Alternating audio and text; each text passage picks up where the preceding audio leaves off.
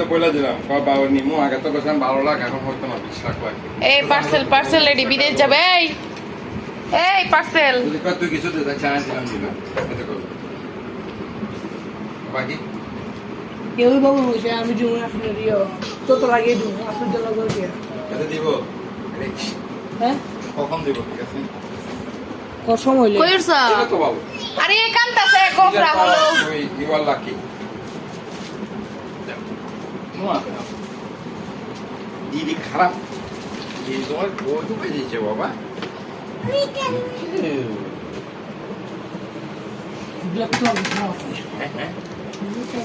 তো বিদেশ যাবি তো জায়গা বিদেশ তো ভালো অল্প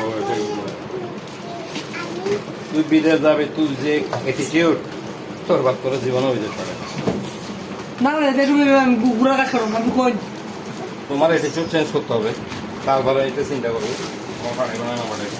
বাবু তোমার যে অ্যাটিটিউড এই অ্যাটিটিউডটা তোমার ভাড়ায় দাও না তুমি আমার কথাগুলো লিখে নিও বাবু শুনো বলছে তুই দেখ আমি বাসনি এই নিদিকা এগুলো কোথায় পাঠাচ্ছেন আপনি কোথায় তো বিদেশ ভাড়ায় করে জায়গা বেঁচে ভালো সমস্যা কি? নিবো কাটাই দিত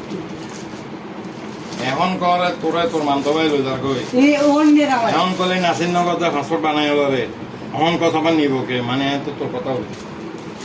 স্মৃতিকা। নিবো কোন শুনবো কইছে হেঁটেই তো আমার প্রশ্ন। সে আমি এর আগে বলে কই হেঁটে জিজ্ঞাবি না যে তুই যারা নিবি গেছ কখন নিবি কোনা। টাইমটা কখন কোনা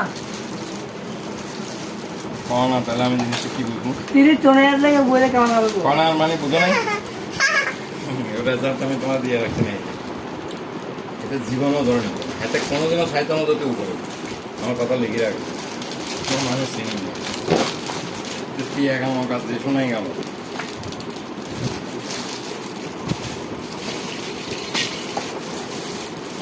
তোরা দেখতাম লাগাটা লইব কার মতো হ্যাঁ দিয়ে উদাহরণ দিলাম আর হ্যাঁ ওই কোনে জীবনে দাঁত কেন বড় বিদেশ গেলাম না এতে বিদেশ তুই তোর বাবার লোক কথা কর এরম নয় কি এমন করে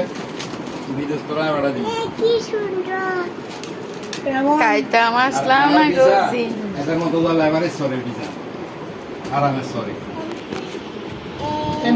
এটা মক্কা মাল খায় লাড়ো করে দেয় গল্প এক খোলা ছিল সবাই কেন তো খাইলে তো কিছু করার ইতা আমার নেই হারা দিনে মনে হয় মাসে মনে 20 লাখ টাকার মধ্যে গেছে ইতা আমার ইতা